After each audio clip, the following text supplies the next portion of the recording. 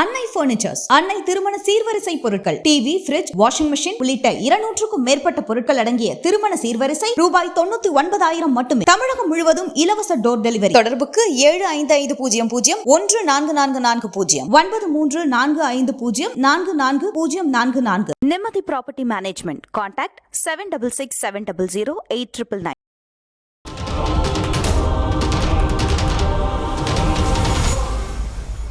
MRL Realty's Nature's Enclave Coastal Heaven theme-based resort villa plots ECR. மாதம் 10,000 வரை assured rental income. Lifetime free stay at resort. 30க்கும் மேற்பட்ட வசதிகளுடன். Call 9962888888. பிரதமர் மோடி நேற்று புரூனே நாட்டுக்கு சென்றிருந்தார். அதற்கான புகைப்படங்களை பார்த்திருப்பீர்கள். இந்தியாவின் வெளியுறவு கொள்கையில் கிழக்கு ஆசியாவுக்கும் புரூனேவுக்கும் முக்கிய பங்கு உள்ளது. இதனால் பிரதமர் மோடியின் இந்த பயணம் அரசியல் முக்கியத்துவம் வாய்ந்தது. இந்திய பிரதமர் ஒருவர் புரூனே நாட்டுக்கு பயணம் மேற்கொள்வது இதுவே முதல் முறை. இரு நாடுகளுக்கும் இடையே உறவு ஏற்பட்டு 40 ஆண்டுகள் நிறைவடைவதை கொண்டாடும் விதமாக இந்த பயணம் அமைந்திருக்கிறது. புரூனே தருசலாம் விமான நிலையத்தில் வந்து இறங்கிய பிரதமர் மோடிக்கு அரசு மரியாதையோடு வரவேற்பு அளிக்கப்பட்டது. புரூனே தலைநகர் பண்டாரி செரி பெகவான் பகுதியில் அவர் தங்க உள்ள ஹோட்டலில் இந்திய வம்சாவளியினர் நம் தேசிய கொடியுடன் நின்று பிரதமர் மோடிக்கு உற்சாக வரவேற்பு அளித்தனர். இந்த பயணம் தொடர்பாக மோடி வெளியிட்டிருந்த அறிக்கையில், நமது கிழக்கு நோக்கிய கொள்கை மற்றும் இந்தோ பசிபிக் தொலைநோக்கு பார்வை ஆகியவற்றில் இரு நாடுகளும் முக்கிய கூட்டாளிகளாக உள்ளன.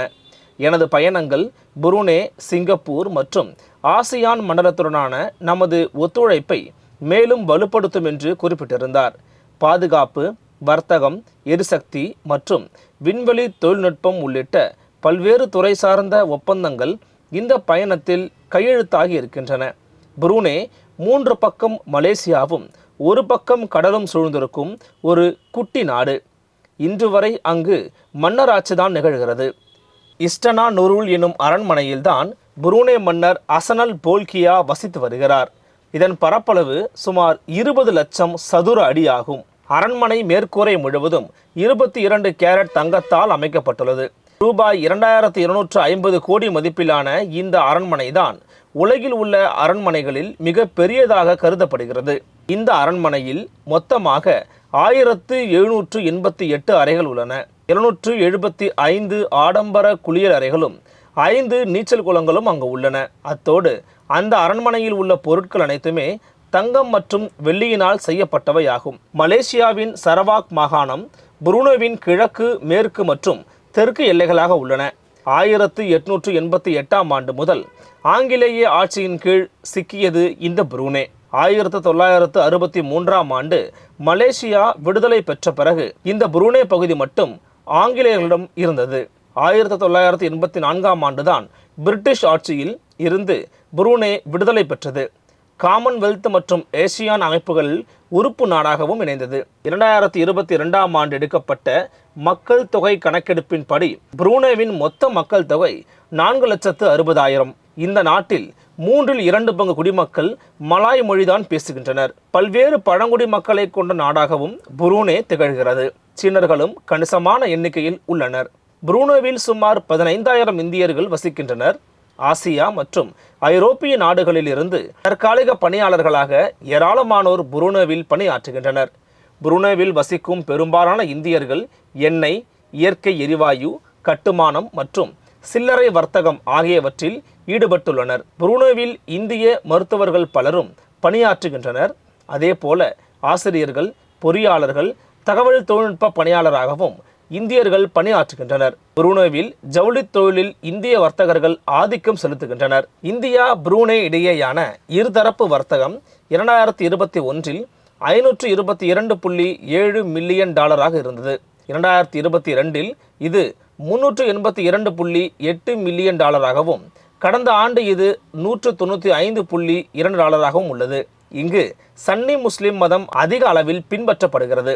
பௌத்தம் மற்றும் கிறிஸ்தவ மத கோயில்களும் இங்கு உள்ளன. உலகிலேயே பணக்கார மன்னர் புரூனேவின் மன்னரான சுல்தான் ஹாஜி அசனல் போல்கியா தான். புரூனே சுல்தானின் சொத்து மதிப்பு சுமார் $30 பில்லியன் என்று மதிப்பிடப்பட்டுள்ளது. புரூனே சுல்தானிடம் சுமார் 7000 சொகுசு கார்கள் உள்ளன. புரூனே சுல்தானின் அரண்மனைதான் உலகிலேயே மிகப்பெரிய அரண்மனையாகும். உலகிலேயே 1967ஆம் ஆண்டு முதல் நீண்டகாலம் மன்னராக இருப்பவரும் புரூனே சுல்தான் தான். ஆங்கிலேய ஆட்சி காலத்திலேயே இவர் மன்னராக பொறுப்பேற்றுவிட்டார். சுமார் 4000 கோடி மதிப்பில் கார்கள் வைத்திருந்ததனால் ஹசன் அல் போல்கியாவுக்கு உலக கின்னஸ் சாதனையாளர் விருது அளிக்கப்பட்டு இருக்கிறது. மன்னர் ஹசன் அல் போல்கியாவின் கார்கள் படையை புரூனே நாட்டிற்கு சென்றாலும் அவ்வளவு எளிதில் நேரில் பார்த்துவிட முடியாது என்று கூறப்படுகிறது.